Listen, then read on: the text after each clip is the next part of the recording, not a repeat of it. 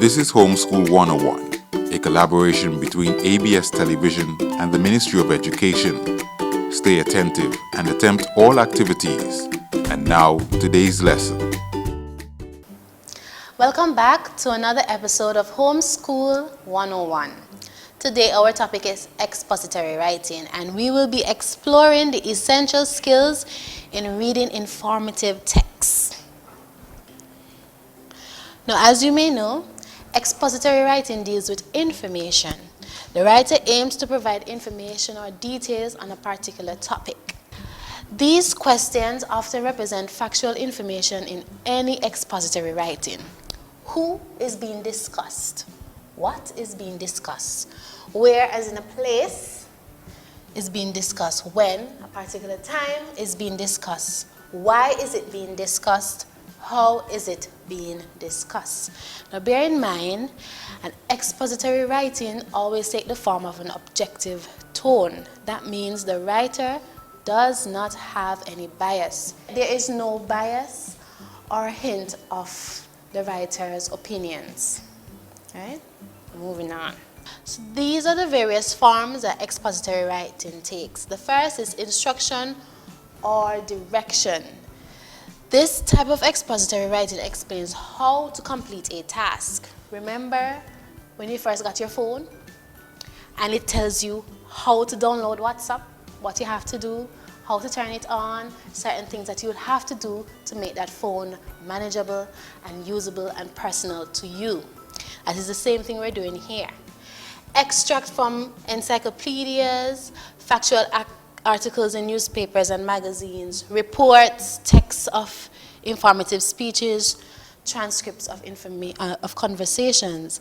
These are very important because these are the forms that an expository passage would take in the exam. So it's important to identify these. In the examination, pay attention to the source of the passage. This is a big clue to the type of writing that it is, and it will give an idea of what is expected of you in the answers. So let's look at an example of an expository passage. Let's read it together. The Olympics. The Olympic Games began as athletic festivals that were held to honor the Greek gods. The most important festival was held in the valley of Olympia to honor Zeus, the king of the gods. It was this festival that became the Olympic Games in 1776 BC. In AD 394, the games were ended by the Roman emperor who ruled Greece. No Olympic Games were held for more than 1,500 years. Then, the modern Olympics began in 1896. Almost 300 male athletes competed in the first modern Olympics. In the Games held in 1900, female athletes were allowed to compete. The Games have continued every 4 years since 1896, except for 1916, 1932, 1936, 1940, and 1944. They will not occur in 2020, but are likely to continue for many years to come. All right, so let's look at the form as well as some questions that this particular passage answered. So we know what is being discussed based on the topic.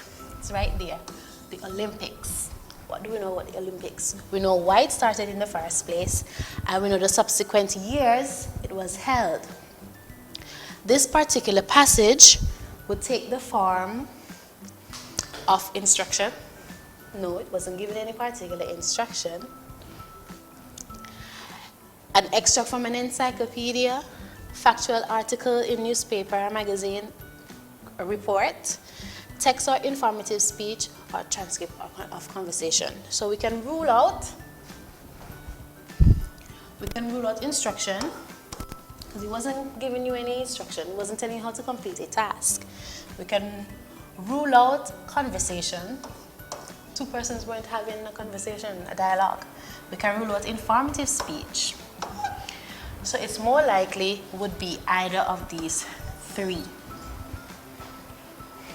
And that is what we do. When we can identify the form and we can answer questions on a particular expository passage, we'll be better able to understand what is expected of us in the answers.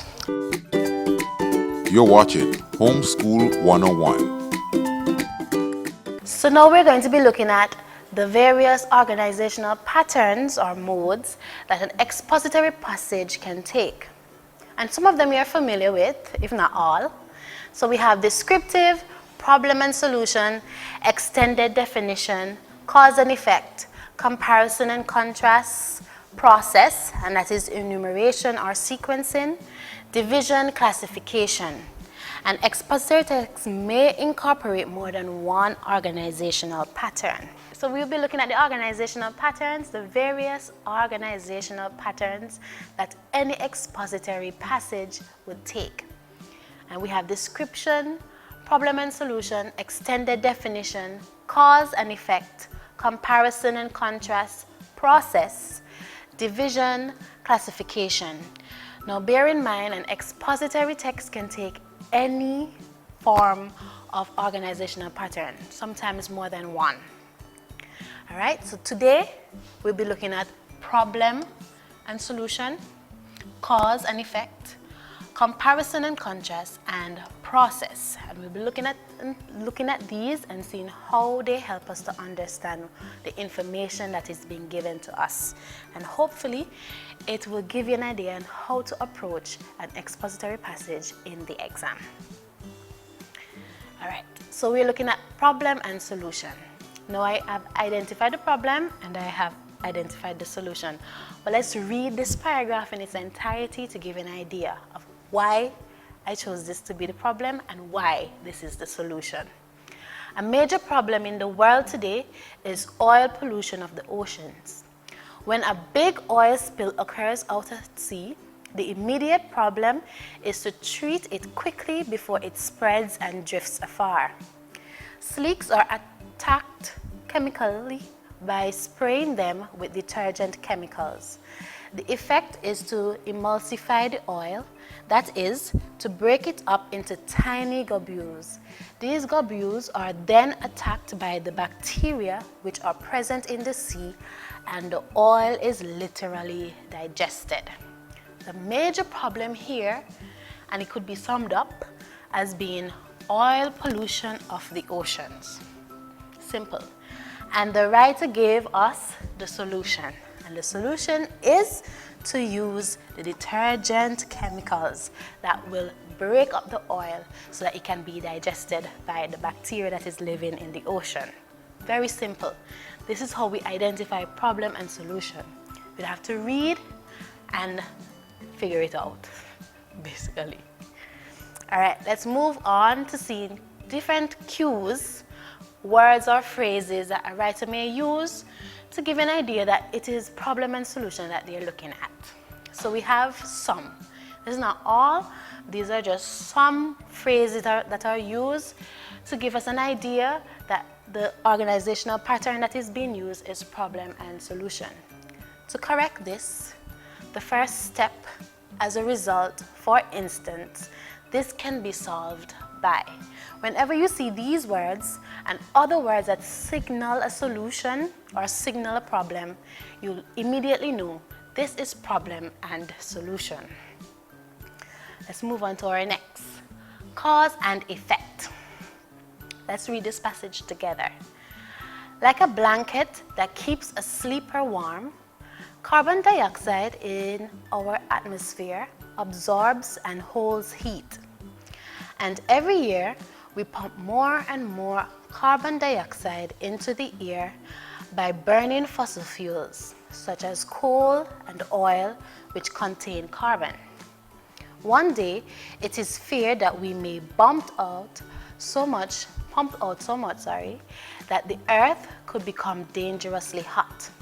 Glaciers and ice fields would melt, low-lying countries would be flooded, and the world's climate would be utterly changed.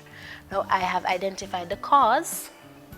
This whole passage is talking about carbon dioxide, cause and effect of it.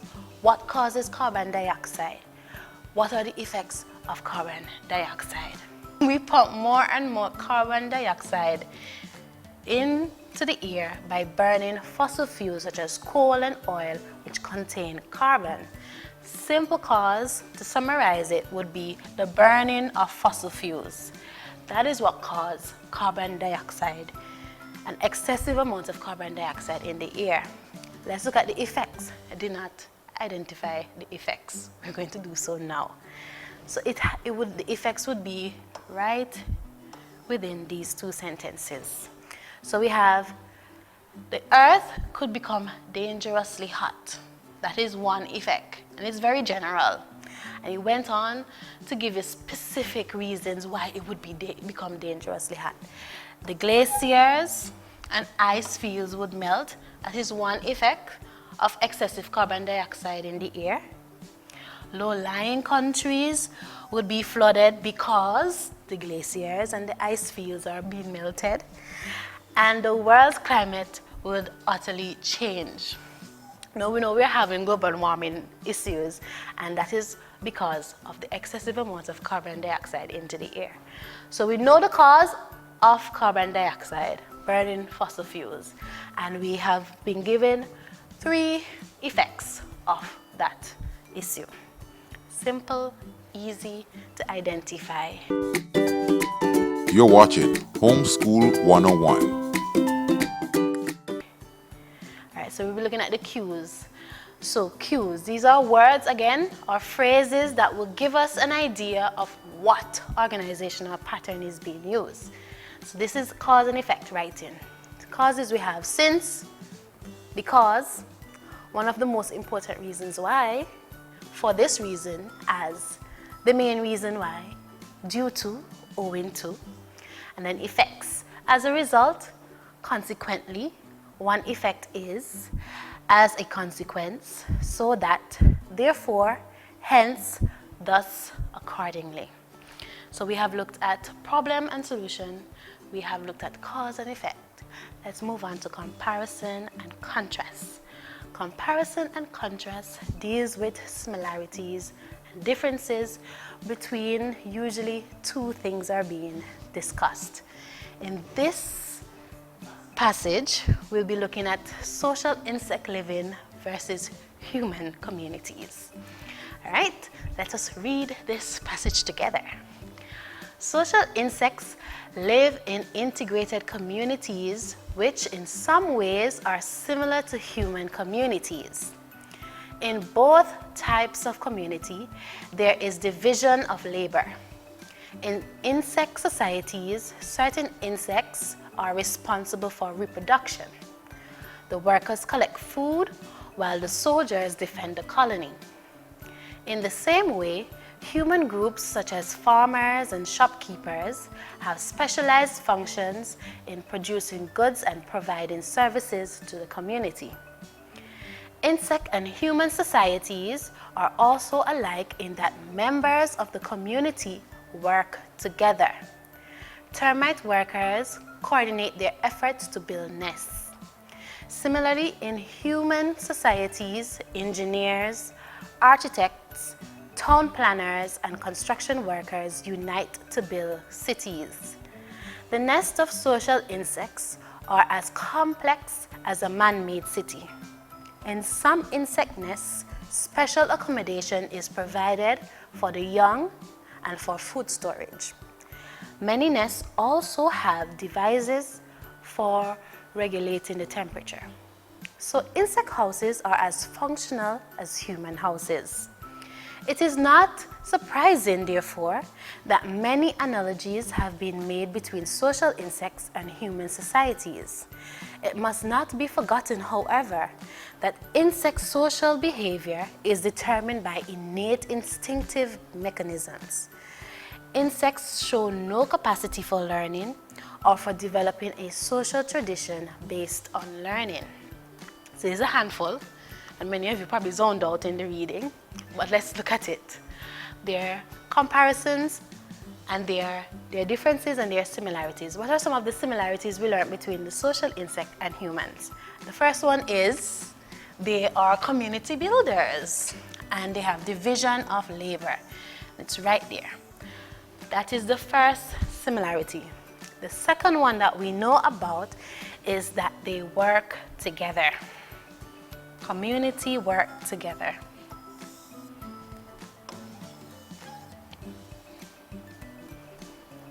It's right there.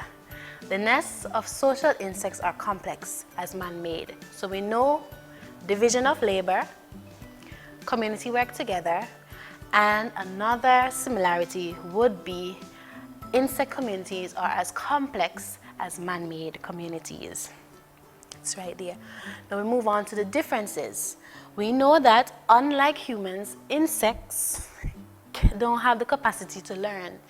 They don't learn like us, and they can't generate information from what they would have learned before, like us, tradition. And we also know that they have an instinctive mechanism that allows them to operate. Their main focus is food and shelter. Humans are more evolved. We don't focus on food and shelter alone. We're social human beings. We want to meet, we want to congregate, and all of these things, not just focusing on food and shelter as insects would. And that is comparing and contrasting of two different things. And these are the cues. Like I said before, these are not all the words and phrases that are used to identify comparison and contrast passages. These are just some. So we have alike, same as, similar, different, on the other hand, in contrast. Pay attention to these. Once you see these in a passage, it will give you an idea that this passage is dealing with differences and similarities. Let's move on to the last one. You're watching Homeschool 101. Process. Process development can take the form of an explanation or instruction. And we have a very simple one right here. So this is looking at the use of electric appliances. So we have 5 steps. First, follow the instructions carefully. Use handles and knobs. Avoid touching hot surfaces. When not in use, disconnect appliances from electric supply.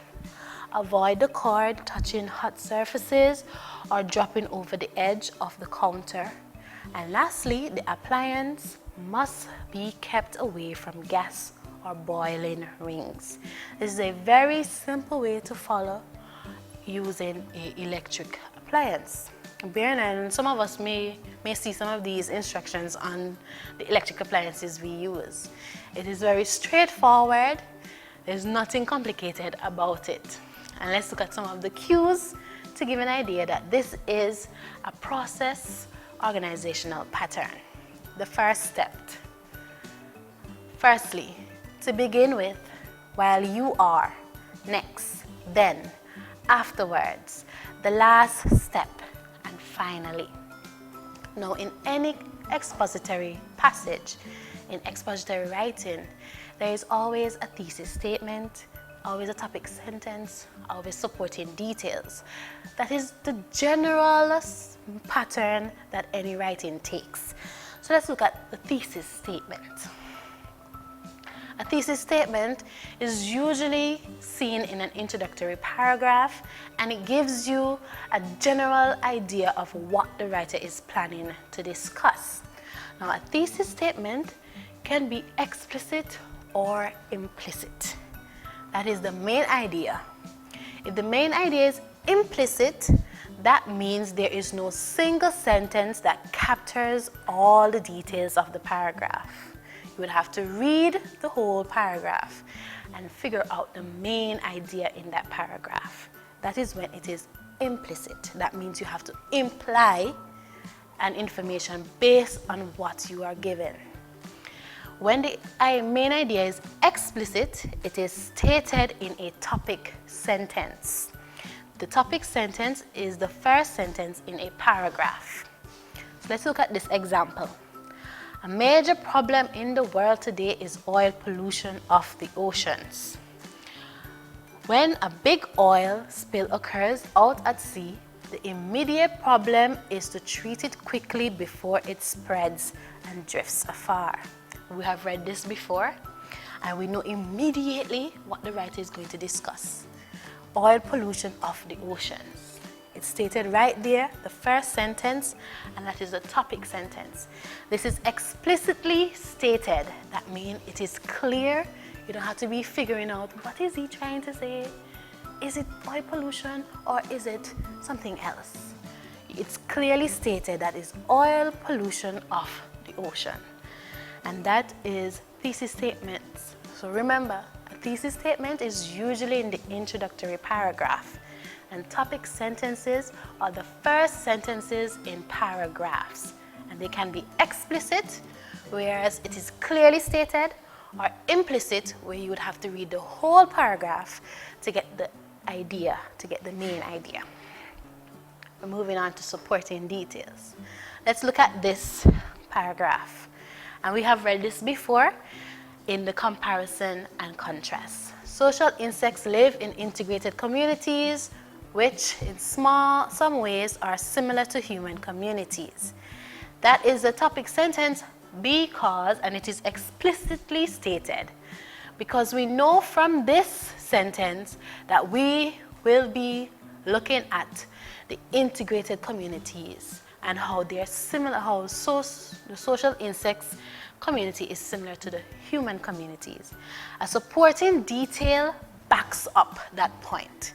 It gives you more information on that particular topic. So we are expected to know more about how social insects communities are similar to human communities based on this sentence. If we don't know that in the ensuing information, then the writer would have failed to give us proper supporting details. So let's look at the supporting details. In both types of community, there is division of labor. So we would have identified one similarity between the social insect community and the human community. In insect societies, certain insects are responsible for reproduction. The workers collect food while the soldiers defend the colony. In the same way, human groups such as farmers and shopkeepers have specialized functions in producing goods and providing services to the community. So we can see, based on the supporting detail, we are given extra information on the topic sentence. So topic sentence, the social insects community are the same as human community. And you'll ask, why? How are they the same? And the writer went on to tell you exactly why they are the same and how they are the same by showing the division of labor. So we understand that. Let's move on to facts versus opinion. In every writing, it is virtually difficult to be completely objective, 100% objective. And when we're reading expository pieces, we must be able to identify a fact from an opinion. This will give us a better understanding as to what the purpose of the writing is, what the writer is trying to achieve, as well as give us a better understanding of the overall main idea. So let's look at it. An exposition can contain a mixture of facts and opinions. So it is important to be able to discuss between the facts and distinguish between the facts and the opinions. A fact is a true statement. It can be proven. For example, Antigua became independent in 1981. Everybody knows that. We have documents to back up that information. You can research it and realize this is true. It is true. We did get our independence in 1981. An opinion is a personal judgment or belief which expresses how someone feels about a subject. Example, strict discipline teaches children to become responsible adults. This can be argued. Some person may say that is not true. Do you have evidence to back up that information? And some may say, yes, it works. It works for me. I have 3 children, I strictly discipline them and they're perfectly fine. And some may say, I did not use any kind of strict discipline and my children are fine. Because of this is opinion. When you have various results from a statement, it can be considered opinion. And it is important when you're reading expository passages to identify the opinions and the facts and be able to tell which is which. So we're moving on to be looking at how can these information help you in the exam.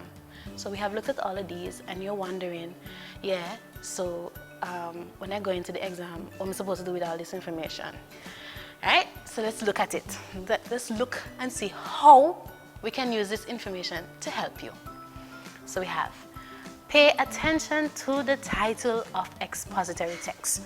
Remember when we were looking at the questions and we were looking at the forms of expository writing, we said that it is important to pay attention to the source. This is because when you pay attention to the source and you look at the cues and the type of writing, you will have an understanding of what is expected of you. And it will give you an understanding also as to what the passage is all about. So you know, okay, they'll probably be asking questions like this, they'll probably be asking questions like that. So you're mentally preparing yourself. The second pointer is to read the passage before looking at the questions. I know some of you are sitting there and you're saying, yeah, that's a waste of time. I look at the questions first and then go look for the answers in the passage. This is a bad practice. Do not practice this in the exam. Read the passage first and then look at the questions, right? I will go as far as to read the passage a second time after you would have examined the question. It's always best, and you think, but miss, that is wasting time. I can just look at the questions and search for the answers. But in searching for the answers, you miss the bigger picture. When you read the passage first, you have a general idea of what the passage is about. It is clear to you. So you know all the information before attempting any of the questions. So when you go and you answer a question, you'll be like, this is the information I have. This is the information that was given to me, rather than a little piece that you pick up and you're like, oh, this have to be the answer because it's right there, it's clearly stated. But you would have known all the information before attempting one of the questions. So I'm imploring each and every one of you, read the passage first before attempting to answer. I know it seems like it's a waste of time, but you'll find that you're answering the questions a little faster when you know all the information already. Test it out while you're at home practicing for the exam. Read carefully to determine the writer's purpose. Remember those questions? Ask them while you're reading. Who? What? Where? When? Why is this being discussed? How? As in, what organizational pattern is being used? Ask the questions while you're reading. It will help you develop a better understanding of the passage, thereby allowing you to answer correctly. Determine the main intention of the writer in each paragraph by focusing on the topic sentence and the details which follow. Analyze the use of facts and figures. These are usually added to reinforce a point that has been made. Use certain clues to figure out the meaning of words. Use context clues to figure out the meanings of words and various expressions. Alright, so we have looked at some pointers for the exam. Let's go into some practice exercises. You're watching Homeschool 101. So let's look at the first example. So as always, read the instructions before you attempt anything. And the instruction says, read the following passage carefully and then answer the item on the basis of what is being stated or implied. So let's read this passage together. From time immemorial, men have hunted wild animals in forests, tilled the soil, and caught fish in the sea and rivers, all with the object of obtaining food. That basic commodity essential to existence. Agriculture is part and parcel of life and is as old as mankind. Yet, even in the most primitive times, many man always have certain tools, hunting implements, knives, spears, and flints to help him conquer nature and support himself. So we have read this short paragraph, and the question is, man has always been involved in agriculture in order to. Now this question is basically asking you, why has man been involved in agriculture? Why do we use what is the purpose of agriculture? Now, you may have some preconceived ideas of why we use agriculture, why we are involved in agriculture. But remember, you have to base your answer from the passage, the information that is given in the passage. If it is not there, don't talk about it, don't mention it. Right, so we have some options. To earn a living, conquer nature, become wealthy, obtain his food. Now, some of you are saying, but the reason, some of the benefits of agriculture is to earn a living. Yes, farmers earn a living by participating in agriculture. And yes, we become wealthy with it because we sell excess and we obtain food. But what is the passage saying about agriculture? And let us look at it. So it says, men have hunted wild animals in forests, they tilled the soil, caught fish, all with the object of obtaining food. The answer is right there. Okay? So don't go circle to earn a living because you think my grandfather, my uncle is a farmer, and you earn a living by participating in agriculture. So that means it has to be earn a living. Do not answer these questions with preconceived ideas of what the topic is about. Right? So the answer would be D, to obtain his food. That is the primary reason for agriculture, to earn food so that we can eat. The wealth, the earning a living will come after. So let's look at the second example. It's the same passage, but with a different question. So this question asks, according to the passage, which of the following has man used throughout his life to improve his agriculture production? No, because you would have read the passage before, you know this answer, because it's already there in your head. So you look at the options. You have tools, books, nature, machines. You already know the answer, but let's look at it first. So it says here, hunting implements, knives, spears, flints. All right, all of these were used to help them conquer nature and to support themselves. Right, and all of these can be summed up in one word. Right, they're not books, it's not nature, and it's not machines. It would be considered tools. So the answer would be A, tools. Let's look at the third example. So let's read this passage together and then look at the question. As knowledge progressed over the centuries, so man developed more and more devices to aid and adorn his life. The corn from the soil was grown into flour, ground into, let me read that over, or it's good. Okay. I was going to do that.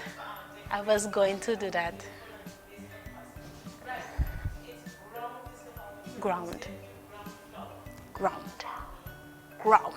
Got it. Start from as.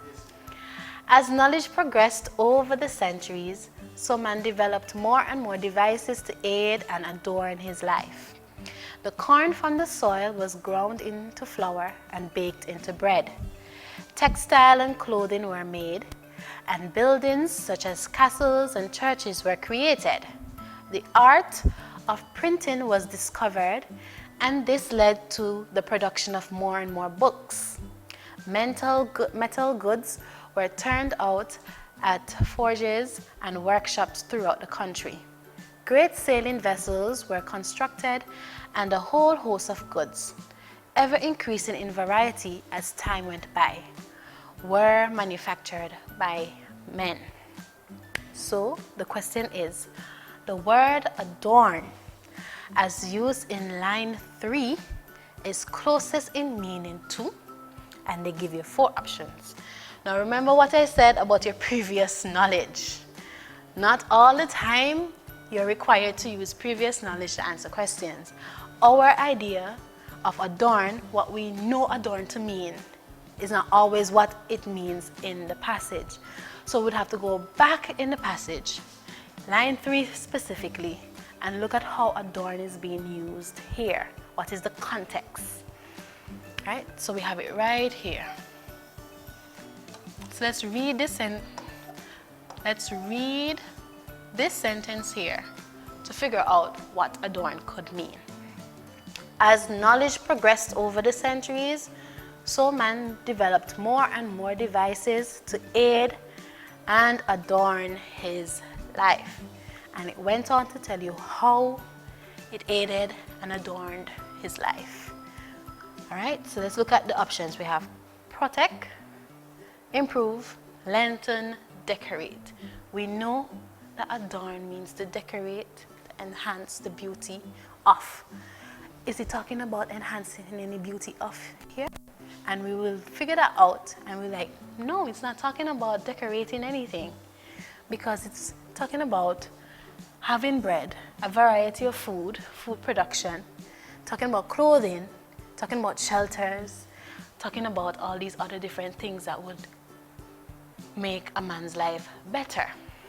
So let's look, can we put protect his life in there? Is any of this information showing that he's being protected? That this information is used to protect his life? No. So we have to cross protection out, and we have to cross decorate out. It talks about lengthening his life? No. It would most likely be to improve his life, because these added advances, the books, the churches being built, bread being made, all of these different things add value. It improves our lives. So that is what it meant by adorn, to improve. And once you put the word in the sentence, it remains the same. The meaning remains the same. It doesn't change. And that is another hint. You can always switch the words. So if you're struggling to figure out, I don't really know what adorn means, I'm not fully understanding the passage, let me see if I can substitute each of the words in the sentence. So you say devices to aid and protect. And you're like, but the meaning changes. Devices to aid and improve his life. And you're like, the meaning remains the same. So this has to be the answer. So remember that. Let's look at our last example. Industry, which is the name given to those occupations in which something is manufactured, has thus for a very long time been an important part of man's existence. Tinkers, tailors, candlestick makers, ironmongers, blacksmiths, tanners, weavers, spinners, and many others were all an essential part of life in olden days. These were the people who manufactured the goods and articles that society wanted and needed. According to the passage, tinkers, tailors, candlestick makers, and weavers were all important in the olden days because they, A, set the trends in fashion, B, provided employment for the society, C, were considered the providers in society, D, established themselves as people in authority. Now, you would find your answer right here. And remember, we would have read the passage before, so we know the answer already. So you'll find the passage right, you'll find the answer right here.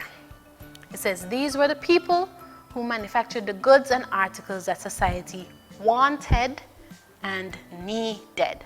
That means they provided. So we look at this. Were considered the providers of the society. So C would be the answer. You're watching Homeschool 101. This is our last example. And it's the same passage from before, but there's an added information. So let's read the added information. The manufacturing industry was very closely associated with agriculture life. Many of the spinners, weavers, and others did not work in the cities or towns, but in their own cottages in the rural villages.